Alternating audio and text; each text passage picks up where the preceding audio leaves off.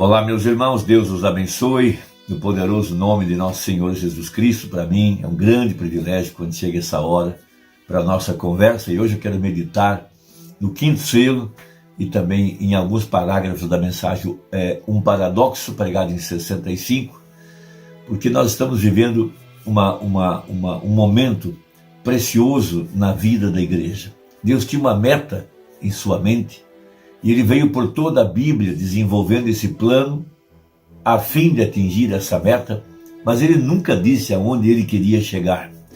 Mas aqui nesse tempo do fim, ele vem através do profeta de Malaquias 4 e revela esse segredo, esse plano.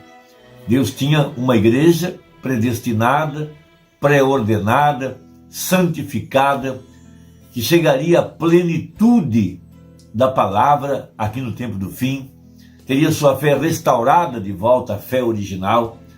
E o profeta chamou isso de um novo Efésios. Veja, aquela igreja que foi fundada, estabelecida sobre a doutrina dos apóstolos e dos profetas. O evangelho pregado pelo apóstolo São Paulo, ele chegou a dizer que ele era um prisioneiro da palavra, um prisioneiro de Jesus Cristo. Chegou ao ponto de dizer que se ele mesmo viesse anunciar outro evangelho, ou mesmo que um anjo do céu descesse para trazer qualquer coisa contrária ao que já está estabelecido como fundamento dessa doutrina, seria anátema.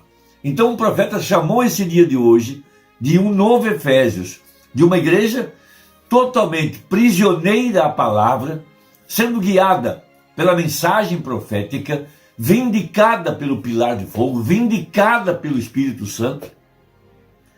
Então nós temos a seguinte escritura nesse livro de Efésios, no capítulo 2, versículo 20, diz assim: edificados sobre o fundamento dos apóstolos e dos profetas, de que Jesus Cristo é a principal pedra da esquina, no qual todo edifício bem ajustado cresce para templo santo no Senhor, no qual também vós juntamente sois edificados para a morada de Deus em espírito. Mais claro do que isso, não tem como a gente fazer isso melhor. Veja, o próprio apóstolo São Paulo, falando sobre esse Efésios, e o profeta disse que haveria um outro Efésios aqui no tempo do fim, onde Jesus Cristo, a pedra principal, a pedra de esquina, estaria tabernaculizado em sua igreja. E Deus manifestou, através do seu profeta, esta grande verdade. Deus estava manifestado no ministério de Filho do Homem. Por isso ele chamou isso de um novo Efésios, aqui no tempo do fim. Veja, a revelação de Jesus outra vez, através de um vaso humano. Agora, a razão pela qual as pessoas não conseguem alcançar esse mistério é porque o homem não consegue diminuir, não consegue se humilhar, não consegue descer. O segredo para tudo isso é a humilhação, é aceitar o plano provido por Deus, aceitar o caminho provido por Deus, aceitar a profecia. Veja, João Batista, ele preparou o caminho daquele Efésios para introduzir o Messias. E aqui Deus enviou o profeta Elias para preparar o caminho para introduzir o Messias. E o Messias é a palavra profética, a palavra encarnada, a palavra manifestada, para trazer o mesmo ontem, hoje e eternamente. Isso é um paradoxo, porém tem acontecido bem diante dos nossos olhos. Agora, para tanto, veja, o profeta explica no quinto selo que o que nós precisamos é abrir nosso coração e nos humilhar a esta verdade. Então, diz o profeta no parágrafo 53, no quinto selo, referindo-se à verdadeira igreja através da qual ele estaria manifestado. Veja, Deus mesmo. Então ele diz assim: o que torna Deus grande é porque ele pode se fazer tão simples. Isto é o que o torna grande. Deus é grande e pode tomar uma forma tão simples que os sábios desse mundo não conseguem encontrá-lo. Simplesmente não conseguem encontrá-lo porque ele se torna demasiado simples. Veja, agora observe, e isto em si mesmo é o mistério da revelação de Jesus Cristo. Está vendo? Isso em si mesmo. Veja, não pode haver nada maior que Deus e não pode fazer nada tão simples quanto ele faz. Veja, é isso que o torna tão grande. A grandeza de que Deus estaria manifestado aqui no tempo do fim, através do seu corpo, que é a igreja. Ele usou o seu vaso. Por isso Apocalipse 22 fala que Deus enviou o seu anjo. Logo depois ele fala, o Espírito e a igreja dizem, vem. Ali há uma parte masculina, mas há também uma parte feminina. 2 corpos, uma só voz. Veja, o Espírito e a noiva dizem, vem. Então veja, agora, um grande homem, ele só pode ficar um pouco maior, ou talvez possa se inclinar e lhe dizer como vai, veja algo assim, mas não pode se fazer pequeno.